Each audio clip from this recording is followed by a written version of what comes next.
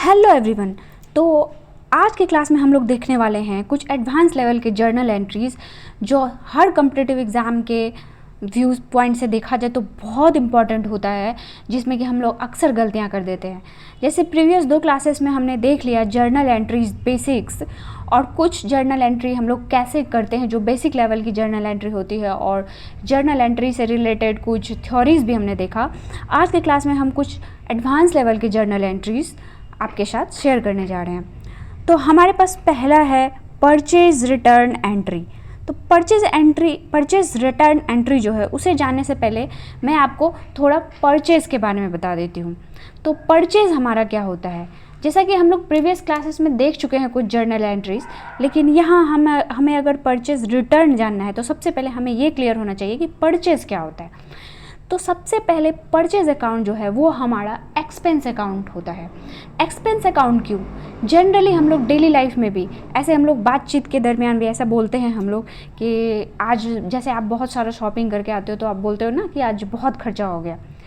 तो हमेशा purchase account को आप ऐसे याद रख सकते हो। याद रखने के लिए मैंने बोला कि परचेज जो होता है वो एक्सपेंस अकाउंट होता है।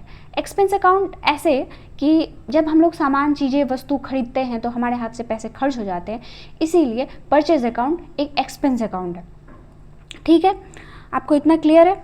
तो परचेज अकाउंट अगर एक्सपेंस अकाउंट है तो गोल्डन रूल ऑफ जो अकाउंटिंग जो हमने प्रीवियस क्लास में पढ़ा था उसमें हमने जाना था कि ये नॉमिनल अकाउंट के अंदर आता है, और नॉमिनल अकाउंट में जो होता है परचेज अकाउंट जो एक्सपेंस है तो उसमें एक्सपेंसेस और लॉसेस को हम डेबिट करते हैं। तो उसके अकॉर्डिंग हम लोग परचेज अकाउंट को अगर हम डेबिट कर रहे हैं तो हमारा हमेशा परचेज अकाउंट डेबिट होता है। ये तो आपको समझ में आ गया होगा कि हमारा परचेज अकाउंट डेबिट अकाउंट होता है, और अगर हमारा परचेज अकाउंट डेबिट होता है तो हमारा परचेज रिटर्न एकदम उसका उल्टा हो जाएगा, हमारा क्रेडिट अकाउंट होता है।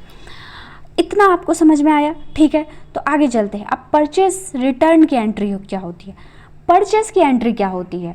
परचेज की एंट्री होती है, हम लोग कोई सामान जब खरीदते हैं कैश पे, क्रेडिट का जो कॉन्सेप्ट होता है वो अलग होता है, वो आपको जानना है बेसिक्स लेवल, तो वो आप प्रीवियस क्लास में देख सकते हैं। यहाँ मैं आपको कुछ एडवांस लेवल का ही बताऊँगी। तो परचेज जब हम लोग कोई सामान कैश के लिए करते हैं तो हमारे पास जो होता है सामान, वस्तु हमारे हाथ में, तो जैसा कि हम लोग जानते हैं जब कोई सामान हम खरीदते हैं तो परचेज की एंट्री होती है हमारी purchase account debit to cash account. तो परचेज रिटर्न की एंट्री क्या होगी? अब परचेज रिटर्न, इसको हम लोग कैसे समझेंगे? मान लीजिए आप एक बिजनेस रन करते हैं, आप एक बिजनेस हैं। बिजनेस में जब हम लोग कोई सामान खरीदते हैं, हमारे पास आया और उसमें से कुछ प्रोडक्ट जो था वो डैमेज था और आप उसको रिटर्न करना चाहते हो। आप हमेशा अपने पॉइंट ऑफ व्यू से सोचो। आप एक बिजनेस रन कर रहे हो, आप खुद एक बिजनेस हो और आपने कुछ सामान सप्लायर से ख़रीदा है बिजनेस करने के लिए, और आपको उसमें से कुछ जो है डैमेज प्रोडक्ट रिसीव हो गया और आपको अब उसको रिटर्न करना है। किसको? सप्लायर को। तो उसी को हम कहेंगे क्या? Purchase return. तो जैसा हम लोग यहाँ देखें कि परचेज अकाउंट हमेशा डेबिट होता है और परचेज रिटर्न अकाउंट हमेशा क्रेडिट होता है, तो परचेज रिटर्न का जर्नल एंट्री यहाँ पे क्या होगा? तो हमेशा जब हम कोई सामान अपने सप्लायर को, हम एक बिजनेस रन कर रहे हैं, हम खुद को ही एक बिजनेस की तरह देखेंगे। हम एक बिजनेस हैं और हमने बिजनेस करने के लिए सप्लायर से कुछ सामान लिया और उस सामान में से कुछ ऐसे प्रोडक्ट थे जो डैमेज थे, हम उसको अब रिटर्न करना चाहते हैं सप्लायर को। तो इसके लिए हम क्या जर्नल एंट्री पास करेंगे? तो हमारे पास ये क्लियर है कि परचेज रिटर्न को हम क्रेडिट करेंगे, तो हमारा यहाँ हो जाएगा परचेज रिटर्न अकाउंट क्रेडिट और पार्टीज नेम, यानी कि आपके सप्लायर का नेम जो भी होगा, ABC। मान लीजिए आपके सप्लायर का नाम ABC है, तो यहाँ पे हो जाएगा ABC डेबिटेड ऊपर में, या पार्टीज नेम, यही कहना चाहती हूँ। पार्टीज नेम अकाउंट, आपने उसको सामान वापस कर दिया। तो वैसे भी पर्सनल अकाउंट के रूल के अकॉर्डिंग हम जानते हैं डेबिट द रिसीवर होता है। तो आपने किसी पर्सन को सामान जो है रिटर्न किया है तो उस पर्सन का या पार्टी का नेम हो जाएगा यहाँ डेबिट, और क्या होगा? परचेज रिटर्न अकाउंट, जो हम लोग यहाँ देख लिए कि वो क्रेडिट होता है, क्योंकि परचेज अकाउंट डेबिट होता है तो इसीलिए परचेज रिटर्न अकाउंट हमारा यहाँ क्रेडिट हो जाएगा। और देखिए परचेज रिटर्न को ही हम लोग रिटर्न आउटवर्ड भी कहते हैं। अब रिटर्न आउट वर्ड हम याद कैसे रखेंगे, बहुत बार कन्फ्यूज़न हो जाता है। तो रिटर्न आउट वर्ड को हम ऐसे याद रख सकते हैं कि हमने कुछ सामान बिजनेस करने के लिए सप्लायर से ख़रीदा और अब हम लोग सामान को वापस सप्लायर को कर रहे हैं, तो सामान क्या हो रहा है, हमारे पास से बाहर जा रहा है। तो इसी तरह से हम लोग परचेज रिटर्न को रिटर्न आउटवर्ड बोल के याद रख सकते हैं। ये मैंने आपको बस एक याद रखने के लिए बताया कि आप याद कैसे रख सकते हो, क्योंकि कन्फ्यूज़न हो जाता है रिटर्न आउटवर्ड और रिटर्न इनवर्ड क्या होता है। ठीक है, क्लियर है परचेज रिटर्न एंट्री हम कैसे करते हैं। अब आगे हम देखेंगे कि हम सेल्स रिटर्न की एंट्री कैसे करते हैं। ठीक है, तो सेल्स रिटर्न का एंट्री क्या होता है, तो जैसे हमने परचेज रिटर्न देखा, तो आगे हम यहाँ सेल्स रिटर्न जो देखेंगे उससे पहले हम ये जानेंगे कि सेल्स क्या होता है। तो सेल्स जैसा प्रीवियस क्लास में आपने जान लिया था, जैसे परचेज हमारा एक्सपेंस है, सेल्स को हम इनकम के अंदर रखते हैं। और नॉमिनल अकाउंट का गोल्डन रूल जब हम देखते हैं तो ऑल एक्सपेंसेस एंड लॉसेस को हम डेबिट करते हैं, इसलिए हम लोग परचेज को डेबिट करते हैं। और सेल्स हमारा एक्सपेंस है, तो सेल्स हमारा क्या है, इनकम है। परचेज जैसे हमारा एक्सपेंस होता है, उसी तरह सेल्स हमारा इनकम होता है। इनकम कैसे होता है, हमने कोई सामान बेचा है बाहर और हमें उसके बाद क्या आ रहा है, कैश आ रहा है। तो परचेज में जैसे हमारे खर्चे हो जा रहे हैं, वैसे सेल्स जब हम कोई भी चीज़ सेल करते हैं तो हमारे पास पैसे आ रहे हैं, इसीलिए उसको इनकम की तरह बिजनेस में देखा गया है। तो इसीलिए हम लोग जैसे जान रहे हैं गोल्डन रूल ऑफ जो अकाउंटिंग है, उसके अंदर हमारा जितना भी नॉमिनल अकाउंट के अंदर जो आता है हमारा all incomes and gains credit, तो इसीलिए सेल हमारा क्या हो जाता है, क्रेडिट हो जाता है। सेल समझ लिया आपने। सेल के बाद सेल हमारा अगर क्रेडिट होता है तो इतना आपको ये समझ में आ जाना चाहिए कि सेल्स रिटर्न हमारा डेबिट होता है, क्योंकि बिल्कुल उसका उल्टा होता है। सेल क्रेडिट हुआ, सेल रिटर्न डेबिट हो जाएगा। अब सेल्स रिटर्न, इसकी जर्नल एंट्री हम क्या करेंगे। सेल्स रिटर्न की जर्नल एंट्री देखिए, सेल्स रिटर्न को हम लोग रिटर्न इनवर्ड भी कहते हैं। जैसे परचेज रिटर्न को रिटर्न आउटवर्ड कहते हैं, उसी तरह सेल्स रिटर्न को रिटर्न इनवर्ड कहते हैं। अब इसको कैसे याद रखेंगे, हमने कोई सामान बेचा और वो सामान हमारे पास वापस रिटर्न आ गया, तो हमारे पास इन आया ना अंदर के तरफ, ये याद रखने के लिए मैं आपको बता रही हूँ। तो आप इस तरह से याद रख सकते हो, सेल्स रिटर्न को रिटर्न इनवर्ड कहते हैं और परचेज रिटर्न को रिटर्न आउटवर्ड कहते हैं, क्योंकि हम सप्लायर को सामान वापस दे रहे हैं। हम एक बिजनेस रन कर रहे हैं और हमने सामान को सप्लायर को वापस दे दिया, तो जब हम सामान उसको वापस दे देंगे तो हमारे पास से सामान वापस चला जाएगा, तो रिटर्न आउटवर्ड हम परचेज रिटर्न को कहते हैं। ठीक है, हर समय हमें खुद को एक बिजनेस समझना है और उसके अकॉर्डिंग चीज़ें सोचनी है, तो आपको कभी भी कन्फ्यूज़न नहीं होगा।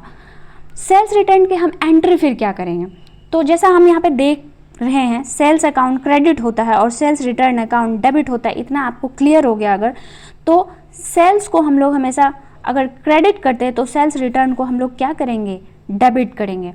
और डेबिट करेंगे और सेल्स रिटर्न के नीचे हम टू पार्टीज नेम ऐसा एंट्री कर देंगे। Sales return account debit to parties name, जो भी नाम होगा ABC करके, ऐसे हम लोग इसको देखेंगे। चलिए आगे हम लोग पढ़ते हैं। Loss of stock by theft और डैमेज और फायर। अब 3 तरह से देखिए, स्टॉक का हमारा कोई सामान है, हम लोग एक बिजनेस रन कर रहे हैं, हमारा कुछ प्रोडक्ट चोरी हो गया या डैमेज हो गया या आग लग गया, ऐसा बहुत सारा बिजनेस में केस आता है। तो ऐसे केसेस में हम लोग क्या जर्नल एंट्री करेंगे, तो इसके लिए देखिए आपको 2-3 बातें समझनी पड़ेगी। देखिए हम लोग 2 तरह से बिजनेस में चीज़ें हमारी बिजनेस से बाहर जाती है। एक तो हम लोग सेल करते हैं और दूसरा ये एबनॉर्मल तरीका। एक हमारा है नॉर्मल तरीका। नॉर्मल तरीके को अगर हम देखें तो हमारे बिजनेस से सामान कब बाहर जाता है, जब हम लोग चीज़ों को सेल करते हैं। और दूसरा होता है एक एबनॉर्मल तरीका, जब हमारा स्टॉक में से सामान चोरी हो गया, डैमेज हो गया, आग में जल गया, उस सब केसेस को हम लोग एबनॉर्मल तरीके से कहते हैं। इसमें भी हमारे बिजनेस से जो होता है सामान बाहर की तरफ जाता है। तो इसमें क्या होता है, देखिए जब भी एबनॉर्मल तरीके, क्या कहा मैंने, बिजनेस में 2 तरीके से हमारा सामान बाहर की तरफ जाता है। पहला तो हम लोग उसको सेल करते हैं, ये तो एक नॉर्मल तरीका है, सबको पता है। एक है हमारा एबनॉर्मल तरीका। एबनॉर्मल तरीके में हमारे साथ क्या होता है, स्टॉक में आग लग गया, डैमेज हो गया, इस तरह के केसेस में जो होता है, हम क्या करते हैं, हमेशा ये जो एबनॉर्मल तरीके से हमारे बिजनेस से सामान बाहर जाता है, ऐसे में हम लोग हमेशा परचेज अकाउंट को क्रेडिट करते हैं। इतना आपको याद रखना है। क्यों क्रेडिट करते हैं हम लोग? देखिए, यहाँ पे परचेज को एक हम लोग स्टॉक की तरह देख रहे हैं, और स्टॉक का सामान हमारा वो ये हो गया, डिस्ट्रॉय हो गया, आग लग गई, तो हमारा एक तरह से लॉस हो गया। तो इसीलिए हम लोग यहाँ पे परचेज अकाउंट को क्रेडिट करते हैं। आपको इतना याद रखना है, एबनॉर्मल तरीके से अगर हमारे बिजनेस से सामान बाहर चला जाता है तो उस केस में हम लोग हमेशा परचेज अकाउंट को क्रेडिट करते हैं। ये याद रखने का आपको मैं तरीका बता रही हूँ। इस पर बेस्ड और भी आगे हम लोग अभी एंट्री करेंगे तो आपको समझ में आएगा। अब यहाँ हमारे पास है loss of stock by theft और डैमेज और फायर। इस केस में हम लोग जर्नल एंट्री क्या करेंगे? देखिए, इस केस में एक नॉर्मल एंट्री तो होगा ही हमारे हाथ में। क्या? तो हम लोगों ने कोई इंश्योरेंस नहीं लिया है और हमारा सामान ऐसा हुआ कि इस तरह की स्थिति आ गई कि डैमेज हो गया, चोरी हो गई, आग लग गई। उस केस में हम लोग क्या करेंगे? उस केस में हम लोग जर्नल एंट्री क्या करेंगे? Loss of stock by theft, by damage और बाय फायर। तीनों ही केस में आपको ऐसे loss of stock by theft, loss of stock by theft आपको दे सकता है, या फिर डैमेज से दे सकता है, या फायर से दे सकता है। तो आपको ऐसे मैंने एक में ही सब बता दिया है, आप ऐसे कर सकते हो। Loss of stock by theft account, या loss of stock by damage account, या loss of stock by fire account. जैसा कंडीशन दिया रहेगा आप वैसा लिखोगे। और नीचे क्रेडिट में मैंने आपको बताया ही कि एबनॉर्मल तरीके से जब बिजनेस से हमारा स्टॉक चला जाता है तो उस केस में हमेशा हम लोग परचेज अकाउंट को क्रेडिट करते हैं। ठीक है, समझ में आया? देखिए, ये केस था हमारा कब? जब हमारा इंश्योरेंस नहीं है। इंश्योर्ड जब नहीं रहता है तो सिर्फ इंश्योर्ड जब नहीं रहता है तो उस केस में सिर्फ यही वाली एंट्री होगी। अब हमारा ऐसा कंडीशन हो गया कि स्टॉक चोरी हो गई, आग लग गई, या फिर डैमेज हो गया, और हमारा स्टॉक जो है इंश्योर्ड था। उस केस में हम लोग क्या जर्नल एंट्री करेंगे? तो उस केस में हम लोग जर्नल एंट्री क्या करेंगे? देखिए, मैं आपको बता रही हूँ, बहुत इंपॉर्टेंट है। एग्ज़ाम में ये बहुत बार पूछा जाता है और बहुत कन्फ्यूज़न होता है। तो अगर हमारा स्टॉक जो है वो इंश्योर्ड है तो उस केस में हम लोग देखिए एंट्री करेंगे insurance account debit to purchase account. Purchase account credit हम लोग क्यों करेंगे? यहाँ परचेज अकाउंट एबनॉर्मल तरीके से हमारी चीज़ें बिजनेस से जा रही है तो हमेशा हम लोग परचेज अकाउंट को क्रेडिट करेंगे। और इंश्योर्ड है हमारा, हम लोगों ने इंश्योरेंस लिया है, उस केस में ये एंट्री होगी insurance account debit to purchase account. ठीक है, उसके बाद हमारे पैसे हम जब क्लेम करेंगे, ये तो हुआ हमने इंश्योरेंस जो लिया उसके लिए, insurance account debit to purchase account. और उसके बाद हम क्या करेंगे? पैसा जब हम क्लेम करेंगे, हमारा इंश्योर्ड था प्रोडक्ट, अब हमने पैसा क्लेम किया तो पैसा हमारा हमेशा बैंक में ही आएगा, तो इसीलिए वहाँ बैंक अकाउंट डेबिट हो जाएगा और इंश्योरेंस कंपनी अकाउंट क्रेडिट हो जाएगा। ठीक है, चलिए आगे देखते हैं। अब ये बहुत ही इम्पॉर्टेंट, सबसे ज़्यादा इम्पॉर्टेंट जो हमारा एग्ज़ाम के पॉइंट ऑफ व्यू से हो जाता है, बैड डेट्स अकाउंट। इसको हम लोग जानते हैं क्या होता है bad debts account. Bad debts account क्या होता है? आपने मान के चलो आप एक बिजनेस रन करते हो और आपने ऐसे कुछ सामान जो है आपने मान के चलो आप अपनी किसी कलीग्स को या किसी को भी जब हम लोग उधार देते हैं, हमने क्या किया, जैसे हम फ़ोन का बिजनेस करते हो और कुछ 10 फ़ोन हमने किसी को उधार दे दिया कि भाई तुम ले जाओ, पैसे आप बाद में देना। ऐसा करके हम बिजनेसमैन करते हैं, उनको अपनी साख बनाने के लिए ऐसा करना पड़ता है। तो ऐसा आपने किसी को दिया, किसी पार्टी को, कि आप 10 सामान ले जाओ और आप पैसे हमें बाद में देना। लेकिन क्या हुआ, आगे चल के जिस पार्टी को आपने अपना प्रोडक्ट दिया था वो बैंकरप्ट हो गया, वो दिवालिया हो गया, तो वो आपके पैसे वापस नहीं कर सका। अब अगर ऐसी कंडीशन हमारे बिजनेस में हो जाती है तो हम लोग उसी को कहते हैं क्या, बैड डेट्स। तो उस केस में हम लोग जर्नल एंट्री क्या करते हैं? उस केस में हम लोग जर्नल एंट्री करते हैं bad debts account debit to debtors account. Debtors account and bad debts account. Bad debts, आप कोई सामान किसी को दिए, आपको वहाँ से पैसा नहीं निकल पाया, पैसा नहीं आ पाया, आपका पैसा डूब गया, तो आपके लिए तो फिर वो एक्सपेंस हो गया ना, खर्चा हो गया ना, आपका लॉस हो गया ना। तो हमेशा लॉसेस को क्या करते हैं हम लोग, डेबिट करते हैं। तो बैड डेट्स अकाउंट इसलिए यहाँ पे डेबिट हो जाएगा।